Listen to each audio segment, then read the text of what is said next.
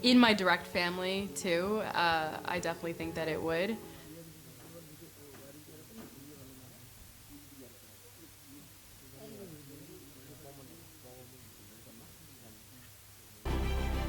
We do this across our 8 facilities, including India's largest battery recycling facility, spread across 2 states with more on the way, producing materials such as lithium, cobalt, nickel, platinum group metals, and rare earth metals by recycling from waste stream.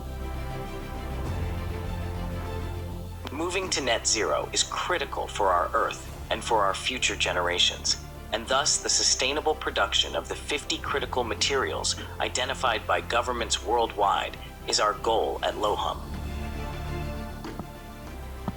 We envision a future of abundance and prosperity built on circularized materials, and we are thrilled to be empowering companies and countries aligned with this mission. LOHUM.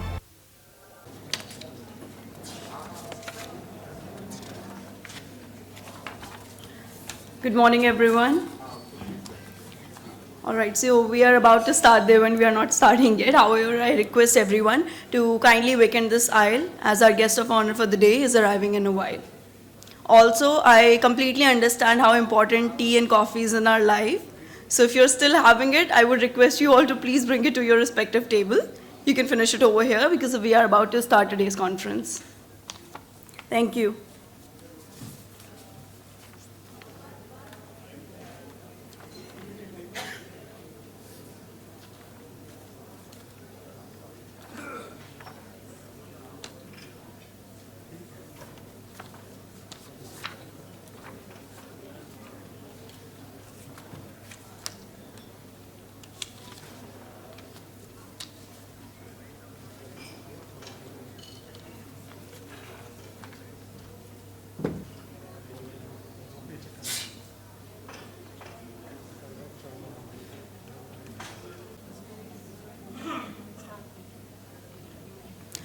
I would request you all to please present a very warm welcome to our chief guest, Mr. H.D. Kumaraswamy, Honorable Union Minister of Heavy Industries, Government of India.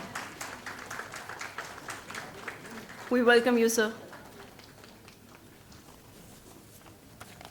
Can I please have a huge round of applause?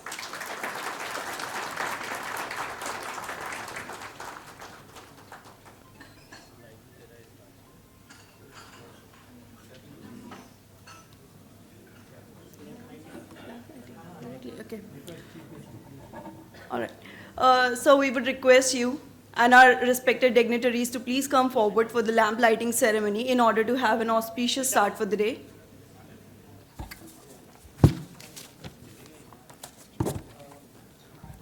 I would request Mr. Deepak Sood, Secretary General, ASSOCHAM, Mr. Nishant Arya, Chairman, National Council on Green Mobility, ASSOCHAM, Mr. Rahul Bharti, Executive Officer, Maruti Suzuki India Private Limited, Mr. Tarun Kapoor, Advisory of Honorable Prime Minister, Mr. Vikram Handa, Co-Chairman, National Council on Green Mobility, ASSOCHAM.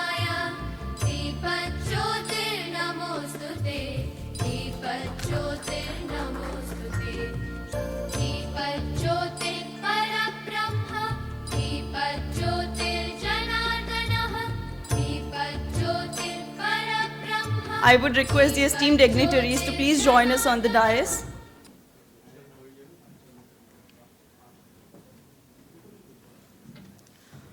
Good morning and a very warm welcome to all of you to the National Conference on Electric Mobility, Building India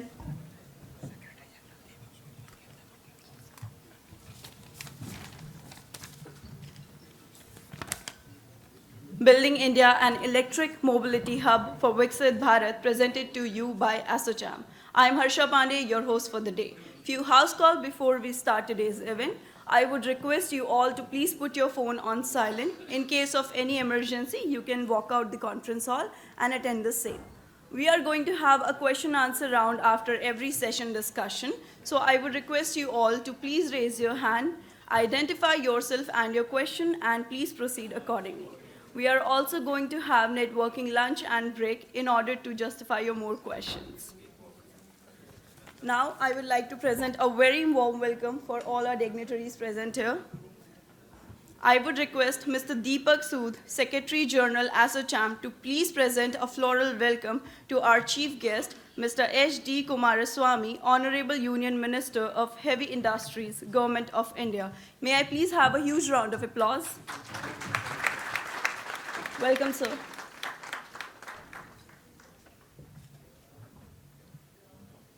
I would also like to present a very warm welcome to Mr. Nishant Arya, Chairman, National Council on Green Mobility, ASSOCHAM, and Vice Chairman, JBM Group. May I please have a huge round of applause? Mr. Rahul Bharti, Executive Officer, Maruti Suzuki India Private Limited. Mr. Tarun Kapoor, Advisor of Honorable Prime Minister, PMO. And Mr. Vikram Handa, Co-Chairman, National Council on Green Mobility, ASSOCHAM, and Managing Director, Epsilon Advanced Material Private Limited. We welcome you all. Now I would request Mr. Deepak Sood to please present his welcome address to all of us.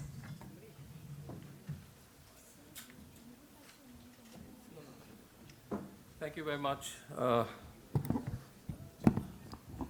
Do we need this laptop? Namaskara, Honorable Minister. Like it is said in Kannada, Subodo Gaya, which is good morning. And I dig into my past.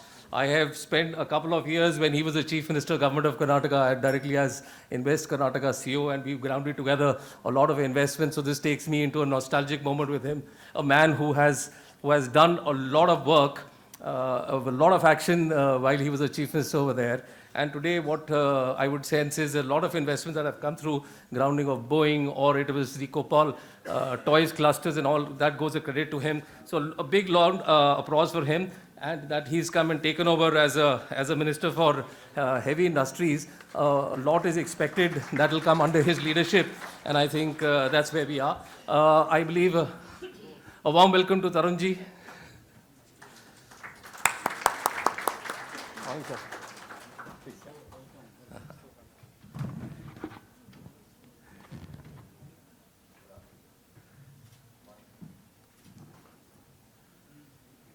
I think it's the most crucial time for India that we are going through, and I wish we were all younger by 10 years to see the benefits of what will come out of this effort, that is this Amrit Kal, and the journey to the Viksit Bharat, and the role of everyone on stage and off stage that is going to be. India clearly needs to really push up its manufacturing in all areas, and this is a great platform today that has been created by ASSOCHAM, and a very warm welcome to all of you once more, sir. I think all people from the industry are here, so I should not dwell much on the points of the industry, but would say that, you know, a lot needs to be done, sir, and under your leadership, I'm sure the EV industry, the heavy industry, which includes beyond EV, it's the capital goods industry that one is trying to talk about. We'll see many laurels that will come to this country, because jobs, investments, and capital is something that is very crucial for this sector. So with these words, I would, on all of your behalf, welcome the people on stage, and back to you.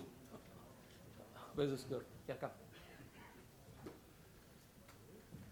Thank you very much, sir. I would like to present a very warm welcome to Mr. Tarun Kapoor, Advisor of Honorable Prime Minister, PMO. May I please have a huge round of applause for him? Now I would request Mr. Nishant Arya, Chairman, National Council on Green Mobility, ASSOCHAM, and Vice Chair.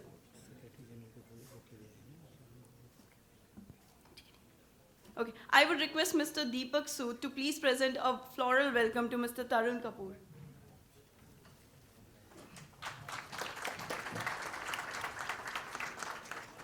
Thank you for joining us, sir. Now I would request Mr. Nishant Arya, Chairman, National Council on Green Mobility, ASSOCHAM, and Vice Chairman, JBM Group, to please present his industry address to all of us.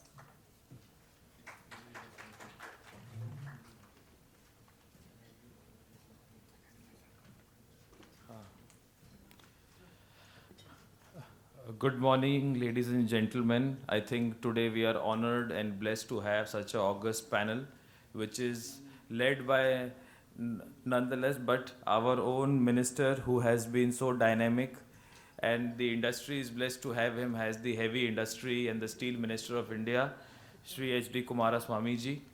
So very warm welcome to you, sir. Shri Tarun Kapoor ji, advisor to the Honorable Prime Minister, has taken out his precious time for us.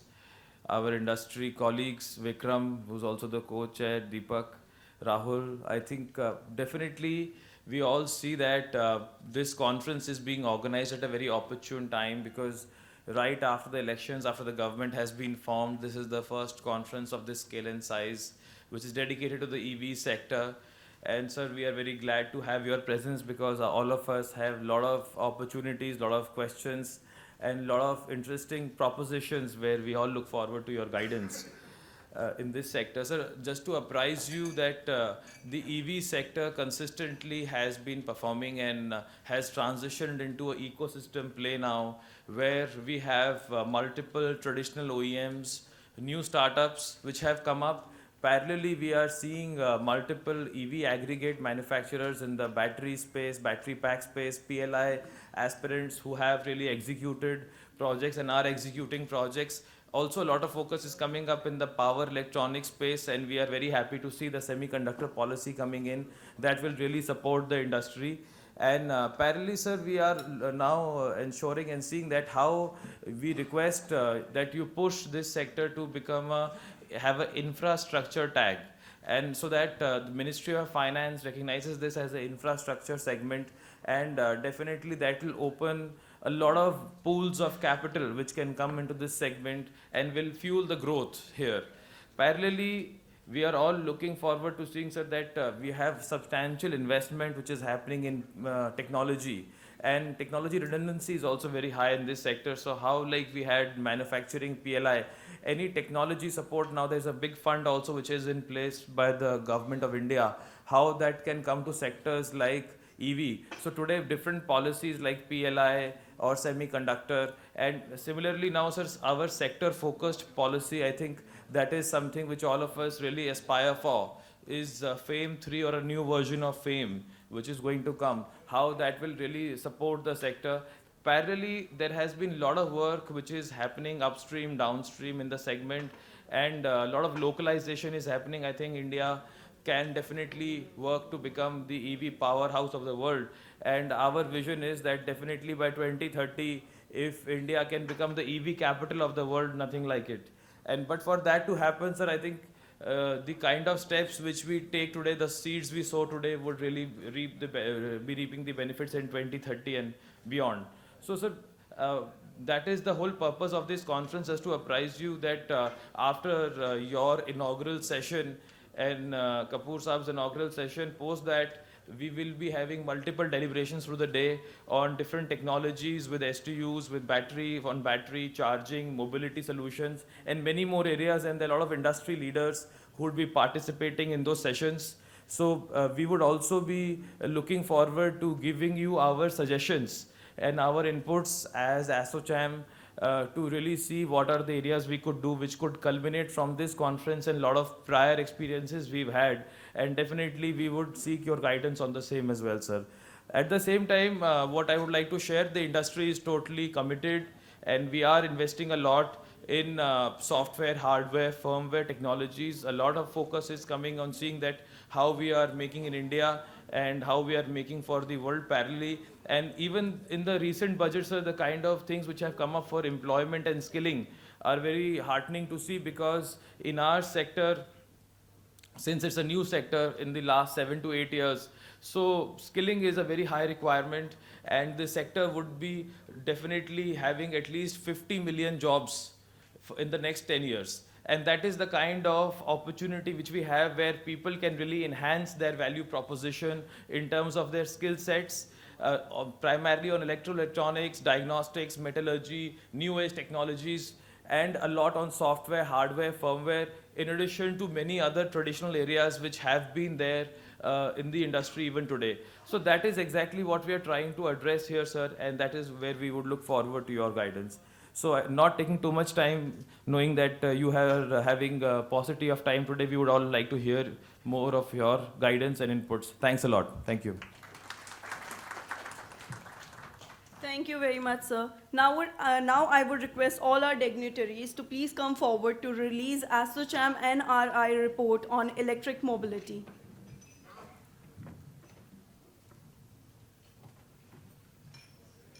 I would also request you all to please join us for a picture.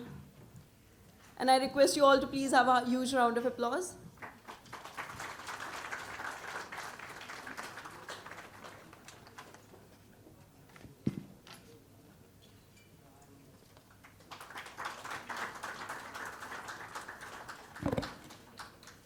Thank you very much. Now I would request our guest of honor, Mr. Tarun Kapoor, advisor of Honorable Prime Minister, to please present his special address to all of us. Welcome, sir.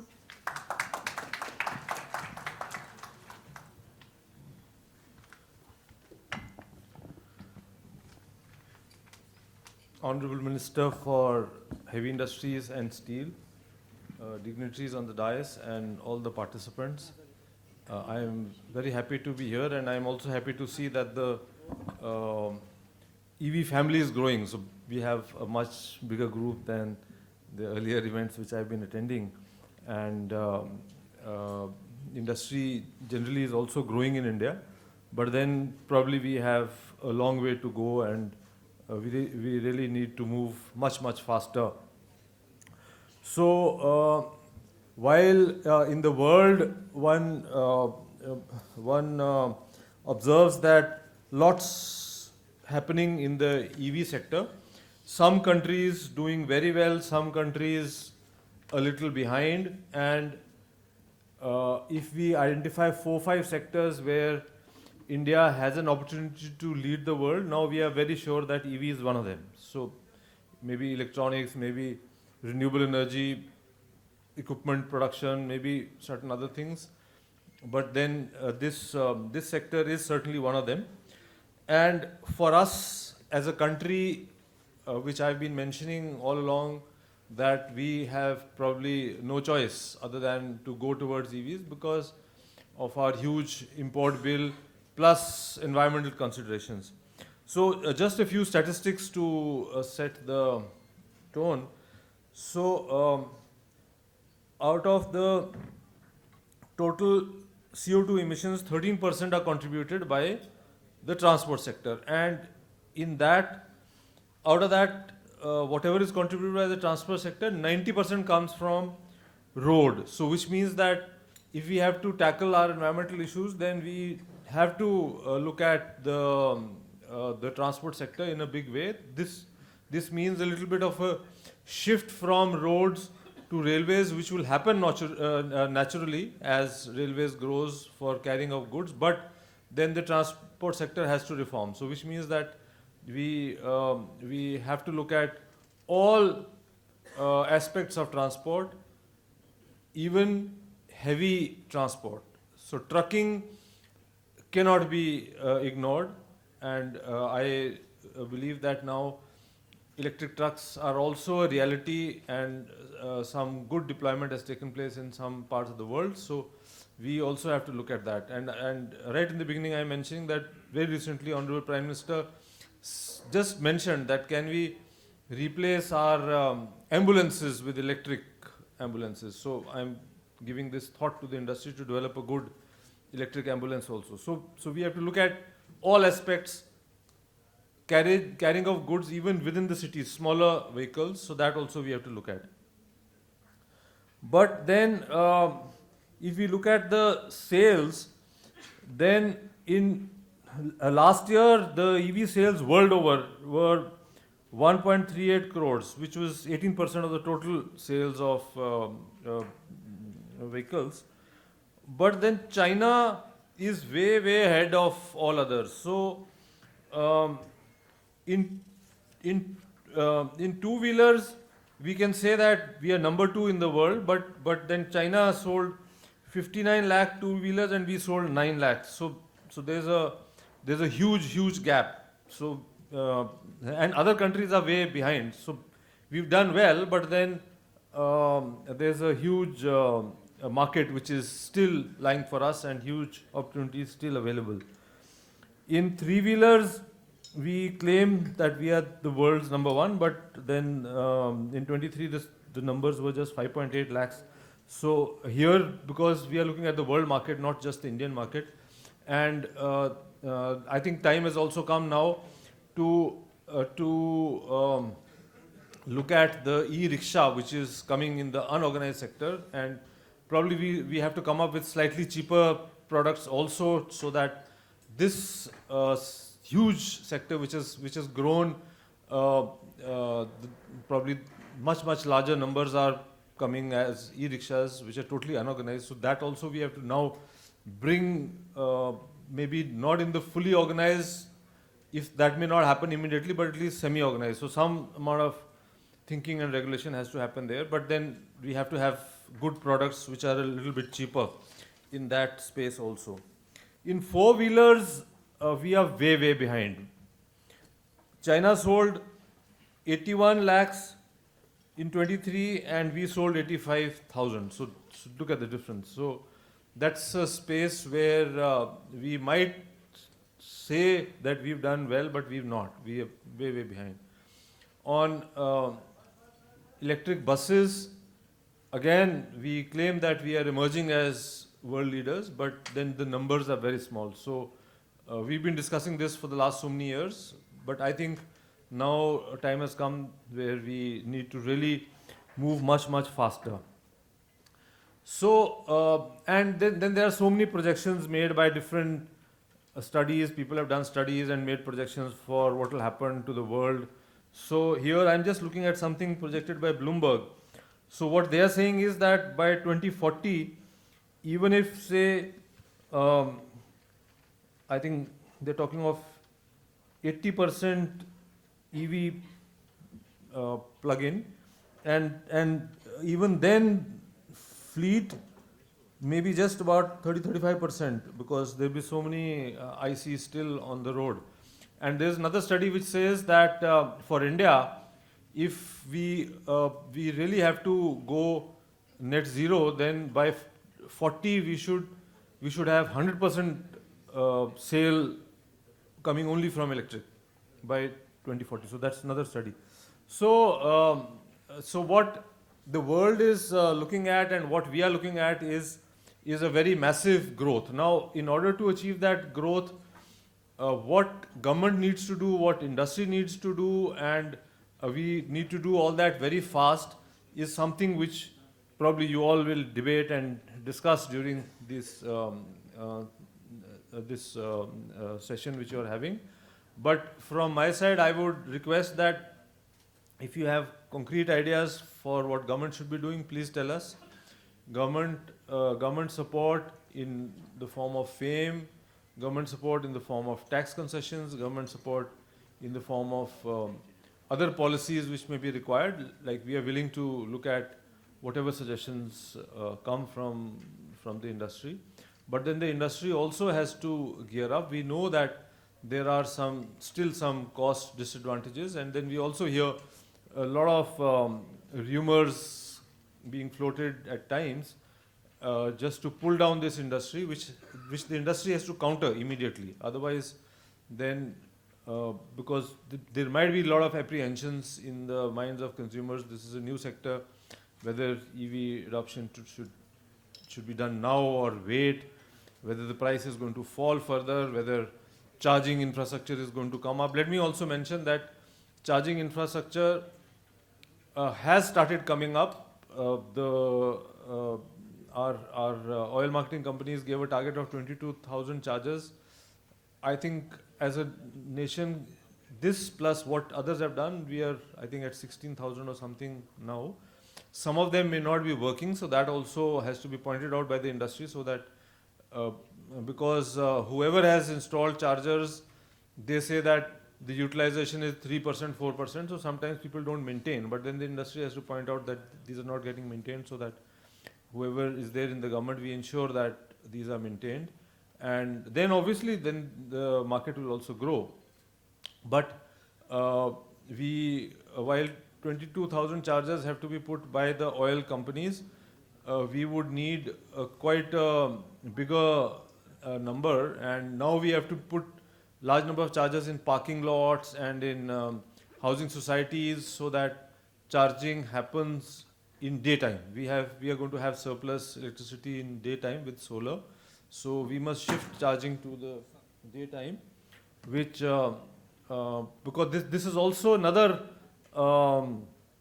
issue being raised, that if we really go on the electric side, we would need 30% more electricity, which is possible for us. It's not difficult, but if we have to do it with renewable energy, then it has to be more electric, more in the daytime. So that if we can do that daytime charging, then it really works very well for us. So another study I'd like to quote, which says that if India needs to reach a situation where we are totally electric, then the number projected is more than 20 lakh charging stations. So then we have to really go very far. And if we have to do trucks and we have to do buses, then we have to think of all alternatives. For trucks, people are suggesting battery swapping and then converting some highways into electric, which we will do. We want to work with the industry, identify some highways and see if we can try to put battery swapping or maybe some good charging facilities in some of those highways. We also want to look at some cities where we can have a phase program where we say that in the next few years, the transportation of or distribution of goods within the city in smaller vehicles is totally converted to electric. So we can work on big plans with the industry, and whatever good ideas you give would be welcome. So I wish all of you good deliberations and good luck for the future. Thank you. Thank you very much, sir. Now, I would request our chief guest for the day, Mr. H.D. Kumaraswamy, Honorable Union Minister of Heavy Industries, Government of India, to present his address to all of us.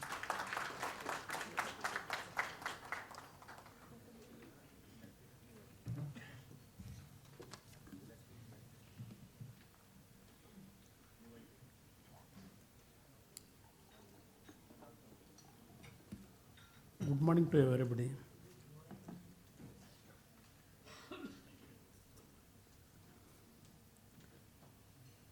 The important association members, that is Chairman Mr. Nishant Arya, Mr.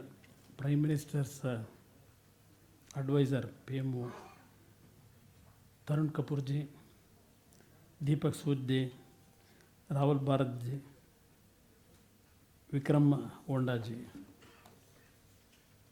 distinguished guests, industry leaders and fellow citizens. Good morning to all. It's my great pleasure to address you today at this crucial national conference on building India an electric mobility hub for Viksit Bharat.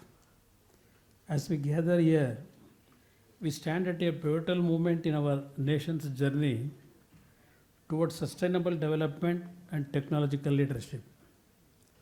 Our Honorable Prime Minister, Shri Narendra Modi ji, has set forth an inspiring vision of Viksit Bharat 2047 and Atmanirbhar Bharat. These visionary goals guide our efforts in the Ministry of Heavy Industries as we work tirelessly to transform India into a global hub for electric mobility. Let me share with you some recent developments and our commitments that underscore the significance of our mission. Commitment to EV ecosystem. We are unwaveringly committed to advancing India's EV ecosystem. Our focus is on fostering local manufacturing and promoting sustainable growth. This commitment aligns perfectly with our Prime Minister's vision of a self-reliant India and our national goal of achieving net zero emissions by 2070. Industry performance. I am pleased to report that our efforts are bearing fruit. In July 2024, we witnessed remarkable growth in the automotive sector. Domestic sales of three-wheelers surged to 59,073 units, reflecting a 5.1% year-on-year growth. Two-wheeler sales reached an impressive 14,41,694 units, marking a significant 12.5% year-on-year growth. Regarding international collaborations, we are not just focusing on domestic growth, but also fostering international partnerships to stay at the cutting edge of technology in various key areas such as ADAS, connected vehicles, cybersecurity, functional safety, and battery technology. Holistic approach, our ministry is taking a comprehensive approach to boost India's EV ecosystem through various schemes. We are not only promoting electric vehicles, but also supporting local manufacturing and sustainable growth. This includes initiatives like the FAME scheme, production-linked incentives, and support for charging infrastructure development. Skilling and workforce development issue, we recognize that the transition to electric mobility requires a skilled workforce. We are working closely with industry bodies to address the skill gap and prepare our workforce for the future of mobility. As we move forward, our focus will be on accelerating the adoption of electric vehicles across all segments from two-wheelers to heavy-duty trucks, strengthening the entire EV value chain from battery manufacturing to recycling, enhancing our charging infrastructure to make EV adoption more convenient for consumers, fostering a conducive policy environment that encourages innovation and investment in the EV sector. The road ahead is challenging, but filled with immense opportunities. By embracing electric mobility, we are not just transforming our transportation sector, we are creating new avenues for employment, reducing our dependence on fossil fuels, and taking a giant leap towards a cleaner, greener future. I call upon all stakeholders, industry leaders, researchers, policymakers, and citizens to join hands in this mission. Together, we can make India a global leader in electric mobility, contributing significantly to our vision of a Viksit Bharat and setting an example for sustainable development on the world stage. Before I am expressing my some views, our Tarun expressed about the Honorable Prime Minister's vision that what we are facing this EV issue. In 2015, our Prime Minister committed to the world that we are going to reduce the carbon emission. For that, actually, he has taken several steps.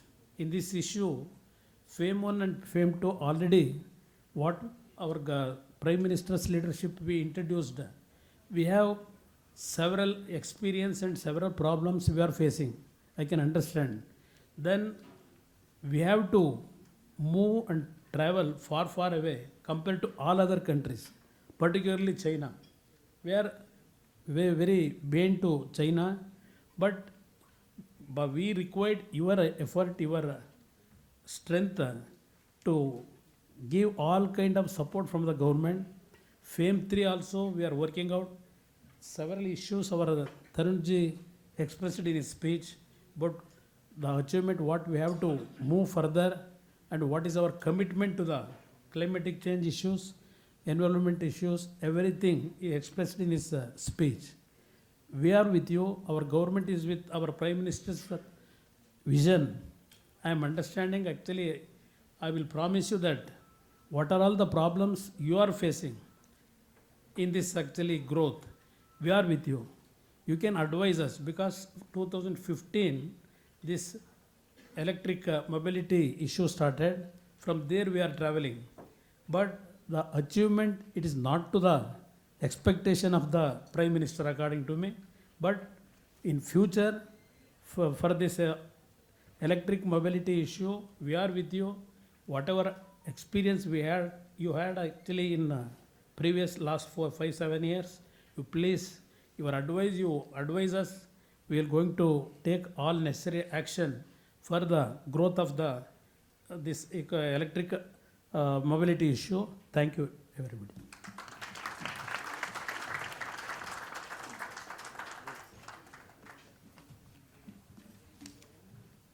Thank you very much, Honorable Minister. It is very kind of you to spend this time this morning with us, and obviously Mr. Kapoor is also here. We have 10 minutes, so may I take the liberty, the Minister has kindly agreed to have a short interaction, and so may I just get Vikram in.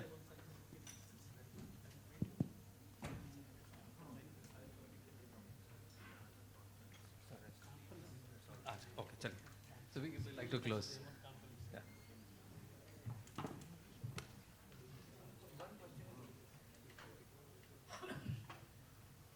So, sir, I think between you and Mr. Kapoor, I think we have all really enlightened to understand how committed the government is to EV, and I think we could not ask for more.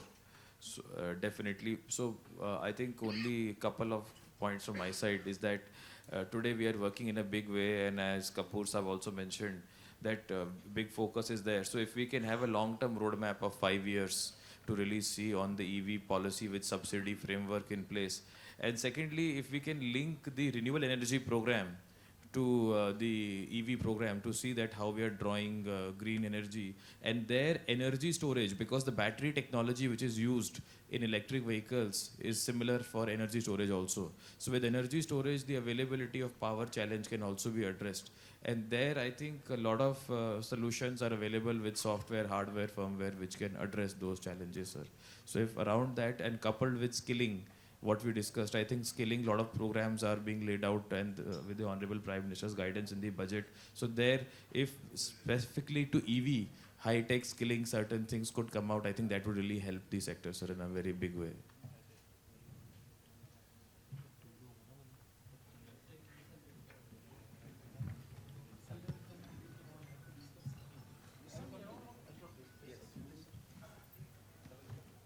I would request you all to please present a very warm thanks to our respected dignitaries.